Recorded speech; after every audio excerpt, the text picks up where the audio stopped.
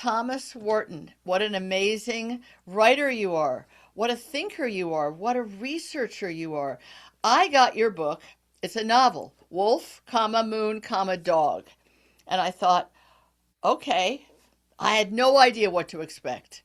And Hmm. then I started the book, and I'm like, oh, this is great. Thomas is going to create the truth of the history of how wolves and men first became attached and how wolves morphed into dogs, if you will. But your book even goes so far beyond that. It is the whole history, imagined and real, of every iteration of dog throughout mankind's life. Was that your goal? Or did you just start out going, I wonder what it was like to be a wolf in a cave with Yeah, Neanderthals? yeah. What was the germ of this book? It is absolutely mind-boggling. Oh, thank you. Yeah, thanks, Tracy. Yeah, I was playing with my dog Sam one day when he was a puppy, and we had just gotten him, and we were running around in the yard, and he's just a fun, happy little goofball. And I thought how strange it was that these little guys are descended from, these wolves of the Ice Age. Yes. And it just struck me that would make a great story. It would make a great fictional story if you could imagine what that was like. And so that's where the book started, was with that, just playing with my dog. And let's make it clear about Sam. He's not a Hmm. wolf dog cross or a No. Malamute or he's this funny little black and white guy. Didn't you tell me that he was an accidental marriage between a Shih Tzu and a Border Collie? That's right. Yeah, he was one of those wonderful accidents that wasn't supposed to happen, but you're glad that they did, right? Yes, exactly. But it's Yeah. not as though anything about him as you watched him romp, you thought, I see the wolf in that dog. Just the opposite. There's a Yeah, wolf in that dog. that's right. Exactly. So when you began to write, did you think that you would write at least, and the book has many different styles to it, many. I guess Thomas has many parts to his brain. So he's invited the parts of his brain to write different sections of the book. It's almost like different Yeah. contributors to this amazing view of dog, wolf, and man. But when you started, did you expect to write in the voice of the wolf? Yeah, I thought I'm going to write a fable, right? I'm going to tell a story. I'm just going to be a storyteller with this book, and I'm going to Yes. write a playful fable about the wolf who became the first dog. And I'm going to let the wolf talk to the boy that he meets. The first human he meets is this boy. And I'm going to let them talk, and it's going to be a fable. And I thought that was going to be the entire story, was that Yes, first me too. becoming, right? Yeah. And that was Um, great. I was like all yeah. in. Yeah, and it was so much fun to write that. But I thought, well, I want to tell other stories too, because the whole history of dogs and humans and their relations with each other is so fascinating. So I guess you could say I let different parts of my brain take over. I Really? was recently diagnosed with ADHD, which was quite a shock at my age. And Why did you just interrupt me? Why or how did you become diagnosed? my daughter had been a few years before, and she kept saying to me, Dad, Oh, you should go and see if maybe might explain some of your traits too. So I did, and then I thought, okay, well, it's a good thing in your case. It's yeah, like the well, Shih it's Tzu and the yeah, Border Collie, exactly, a yeah, happy revelation. that's right. So I leaned into that, and I thought I'm gonna tell all of these different stories, these sad stories and these funny stories, and I would have kept going for sure. The book would have been 1,000 pages long if my editor hadn't said, okay, I think, You're done that's now. enough. Yeah, yeah.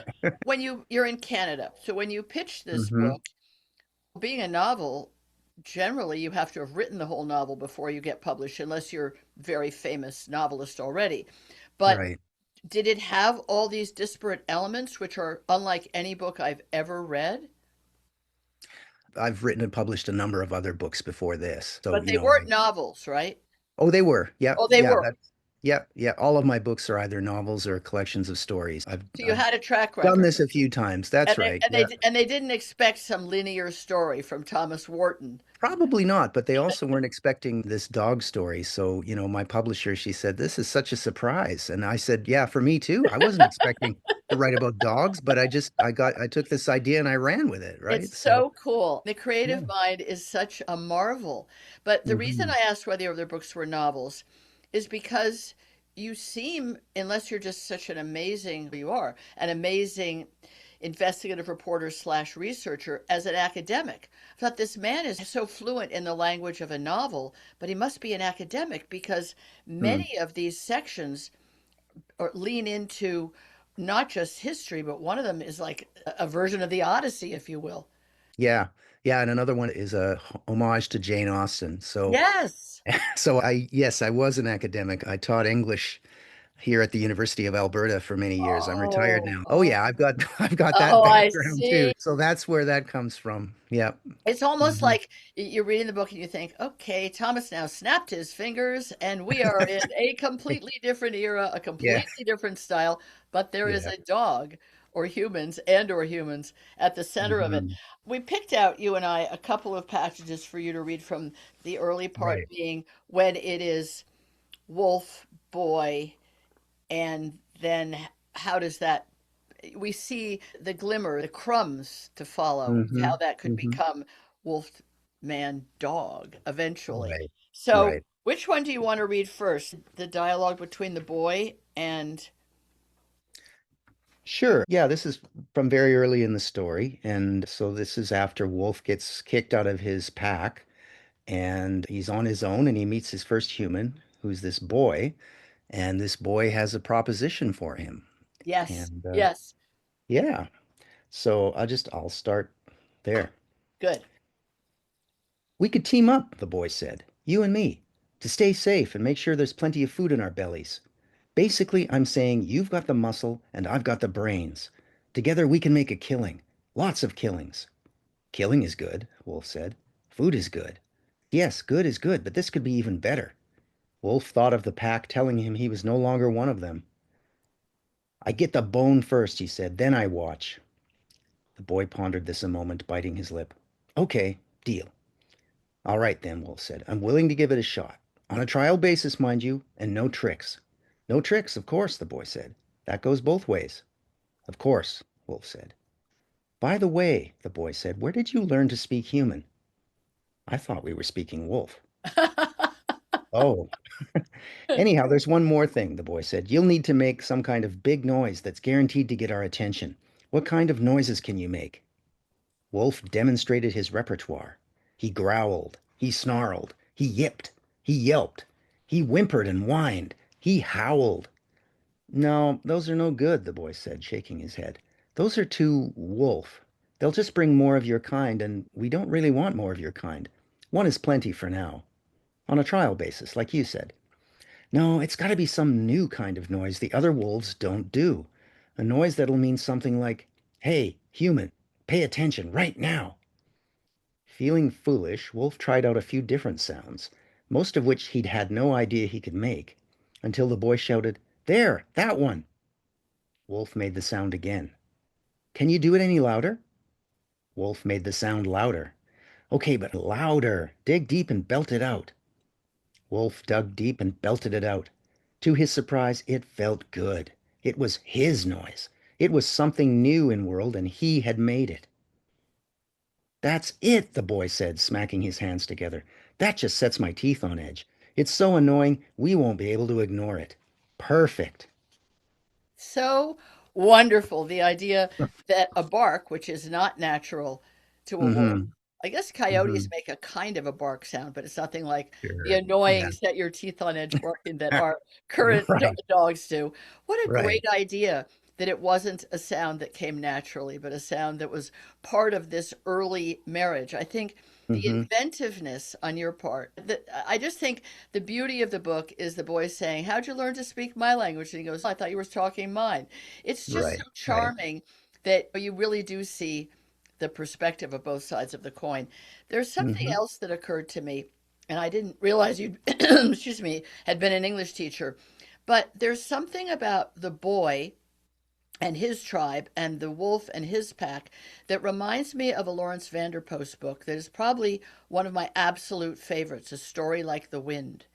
Do you Oh yeah. know that Mm-hmm. book at all? I haven't thought of it, and I would have mentioned it to you before we started to talk. I didn't mean to blindside you, like, hey, a question about a boy in white South Africa, and his home is attacked, and he has to run off with his Rhodesian Ridgeback, which is a Mm. very brave lion fighting dog. That's what they Right. originally were for lion hunting. Hmm. And they wind up, and his home gets burned down. I haven't read it in decades, but he and the dog go off to survive in the forest or the jungle together. And Mm-hmm. then the second book is called A Far Off Place, and it's them hooking up with bushmen who know how to live in the wild. Okay. There's a Yep. sense in your book of that sense of an actual event in history, in your case, Hmm. that must have taken place. And in a story like The Wind, I Mm-hmm. believe probably did take place, but not necessarily the boy and the dog are now a team against the world, Right. protecting and saving each other. It's a Mm-hmm. wonderful idea. And as a fable, what could be better, right? We'd all like to think our dogs would protect us. And most of us, luckily, don't own a Belgian Malinois or a Cane Corso at home because that's Mm-hmm. really not a pet Mm-hmm. dog as much as it is Right. a working dog. So, Mm-hmm. do you ever wonder about Sam, your dog, and what everyone says, "Oh, my golden retriever would lick the burglar." What do you think? Yeah. What do you Yeah. think about that? Everyone Yeah. today thinks, yeah, that my dog would be so far from Yeah. protecting me or defending the home. Forget it. Yeah. Yeah. Sam loves people even more than he loves other dogs. So I don't think he'd be much of a watchdog, that's for Yeah, sure. yeah, I haven't read the Vanderpost book, but I think the story of the boy and his dog that I tried to tell in the Ice Age is really just, it's my way of having something that I didn't actually have when I was a kid. When I was a boy, I didn't have yeah. my dog as my best friend, and we didn't Yes, wander around and do all of that yes, classic, yes, boy and his dog type stuff. yeah. And I realized many years later that reading stories like the Vanderpost book, even if I didn't read that one, that I've had this nostalgia for something I never had, which was that relationship. So both the book and Sam are like that for me now, right? That's really I can lovely indulge in that. because do have a lot of books that historically are read by young men and women when they're in Hmm. their early teens, elementary school, whatever that middle grade, whatever that's considered anymore. And we all Mm, remember them, and they were nostalgic for yeah. us even then because even Yeah. if we had a pet dog, they weren't as good as I don't know, even what was the name of the in the Little Rascals? What was the name of that dog with the target eyed Oh, Sparky or Spunky or something? yeah, I don't He was remember. just Yeah. always with them. They were Right. this little Yeah. loose band of kids, and the dog was Hmm. always with them. And I think there's something about a boy and a dog that is just Hmm. very touching. Could be a girl and a dog, but it's Sure. just a young person and a dog. But I think also the sense that the wolf is ostracized from his pack, and Hmm. you envision that really well because you must have studied wolf behavior and the way that wolves can become pariahs and be kicked out. Hmm. Did you study that? Because it feels very true to life. Hmm. Yeah, I wanted to make sure that even though I was telling a fable and the wolf in my story could talk, and it wasn't realistic in that way, that at least in general, the behavior of the wolf in the story and the dogs later on should have some basis in reality. So I tried pretty hard to imagine how a wolf pack would work and why one of its members would get kicked out. Yes, Yeah. and we've a lot of ethologists have the ideas, okay, wolves were wary of people and maybe Hmm. vicious towards them, but there were always that one or two who said, Hmm. "Oh, nice human garbage, especially bones. Right, Oh, right. I'm going to hang around for that."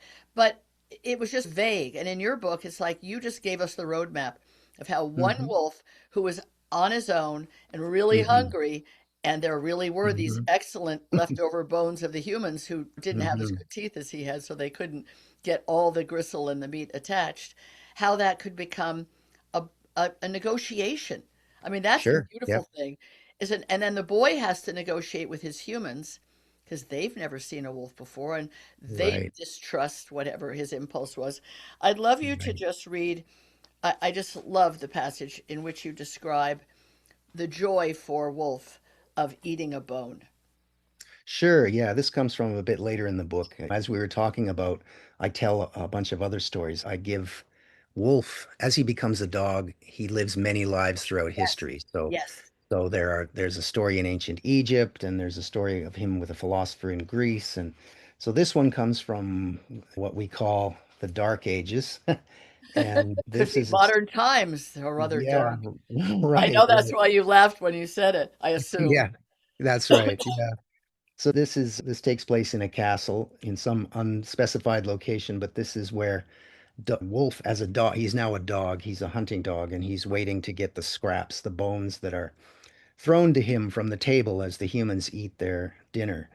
And so now he's got one of these bones in his teeth.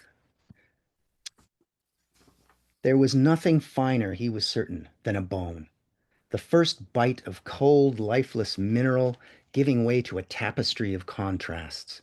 The initial hard, slippery surface yielding up a satisfying scrape and crunch as your teeth grind away and sink in, slowly breaking through to the succulent marrow nestled inside. The scent filling your nostrils, a heady mix of blood-tanged relish and the smells of the hunt, horse dung and wet fur and deer musk and hound slobber, with faint mushroomy notes of the forest floor. As you work it over in your jaws, the bone gets warmer and tiny bits flake off, adding a gritty feel to the palate. A riot of flavors dances over the tongue, a delightful motley of the outer layer's greasy smokiness, with traces of the cook's judicious seasoning of pepper, rosemary, basil, and thyme, still providing a hint of piquancy, until at last there's a soul-satisfying crack, and the marrow's warm, buttery pith is set free at last. Wolf gnawed away and felt the old familiar desire tensing his limbs. This treasure was not meant to be polished off in one go, but hidden, buried, saved for leaner times. He glanced around, looking for hiding places and finding nothing but hard flagstones and the shod feet of humans. Once the feasting was over, there was a chance, a slim chance. He might abscond unnoticed with the remains of his prize and scrape a quick hole in the yard. He would have to wait and see. I just think that I've never read a review of a restaurant as good as that review of his bone. I want some of Okay. that. You make that Yeah. sound so good. All the different experiences that happen when you're chewing on a bone. This is so cool. And that's Yeah. what the book is that in each of the eras where you have the wolf who's become dog, he Mm-hmm. has a completely different experience of how the humans are living, what they're Mm-hmm. doing, Right. what he's getting to eat. So some of the places that you wrote about, some of the eras are quite amazing. You have Rescue, riffs on the myth of Cerberus, one of the earliest depictions of a dog in story, in history. So, did you take historical dogs and then make an entire episode about that dog in time? Is that how you picked your topics? I was reading a lot of books about dogs, trying to see, looking for stories about dogs in history and also in myth, Right? fictional dogs. And I was just looking for that moment. It's what I always look for as a writer, that moment when something clicks in my head and I go, "Oh, that's an interesting detail.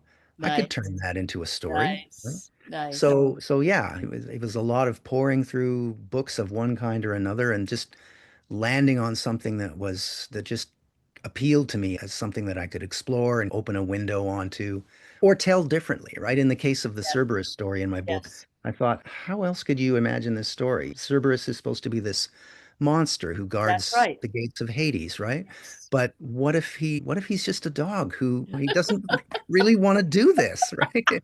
He doesn't want this boring, awful job. And so this gives me a chance to imagine something a little bit better and nicer for him.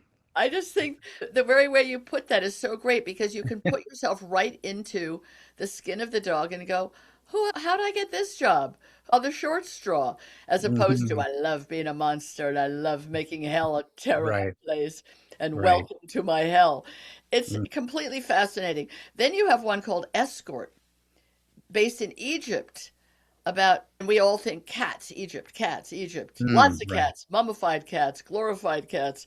This is ancient Egyptian beliefs about the role of the dog in the soul's final journey. So, were you already like a spiritual, if you will, person, and that was easy for you, or you had to push the limits even further to imagine that Hmm. final journey of the soul led by a dog? Well, it was another one of those details that just leapt out at me from a book, and that was that, yeah, in Egypt it wasn't just cats. Yes, There was a lot of worship, or dogs were thought of as also yes, being semi-divine, but they were also sacrificed as to be guides to take souls to the afterlife, right? So there was this whole, they have found they've unearthed these hundreds and hundreds of skeletons of dogs, and they've realized that these dogs, there was almost like a mass industry of dog raising and dog slaughtering to sacrifice dogs to be guides to the other world, to the afterlife. It's So, astounding because I've had yeah, academics on the show talking about yeah, the fact that there was an industry I didn't hmm realize about the dogs, but how hmm amazing. There was an yeah, industry to breed, kill, and mummify cats because yeah, mummified right. cats had some hmm value. And then hmm tons, literal tons of mummified cats were shipped back to England because the mm English were the hmm plunderers, if you will, if you don't mind me saying right, it, of right. Egypt to be used as fertilizer. Hmm. Hello. Whoa. Talk Yeah, about a journey, a final journey. So yeah, there was yeah. there were dog death mills. You were bred Apparently, to be yeah. killed. Same thing for dogs as well there. Yeah, on the one hand, Wow. the dog was thought of as sacred, and at the other hand, yeah, it was a kind of industry of killing them. So what a strange Aren't humans tension. strange? Yeah, Because now yeah, no kidding. we're finding out they did the exact same thought process about both dogs and cats because some of their hmm amazing statues are dog-like, not just hmm sphinxy, right? Yes, I right. really didn't know about this mass industry. So, wolf, dog, man. Oof, the man part of your book is disturbing if you stop to think about it, hmm right? hmm Yeah, But in fact, it's all charming and fascinating, and the dogs involved get to tell the story. What about Stick? That's another section. What about that one? that's a fable about Diogenes, who was a Yes, Greek philosopher who lived by the dictates of nature, so to speak.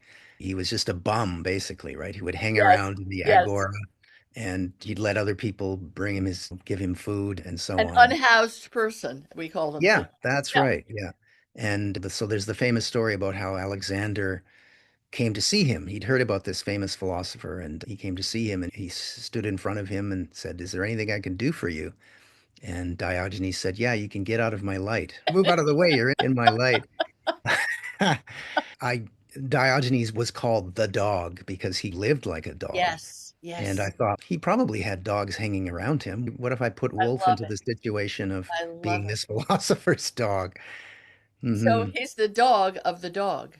He's the Right. dog Yeah. of the philosopher dog. It's Yeah. really, it's extraordinary the whimsy you bring to situations which are rooted very clearly in fact and in history. And you just turn it a couple of degrees to, so what's the dog's experience in that situation?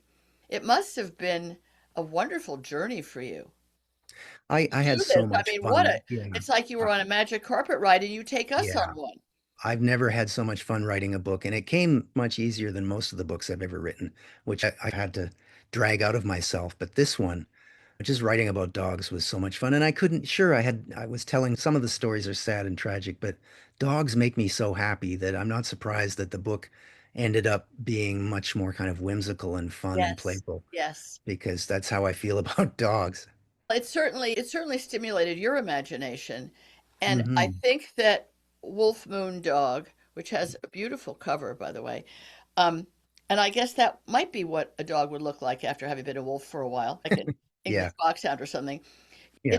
It's got this root in an unreal reality that is just completely unique and delightful.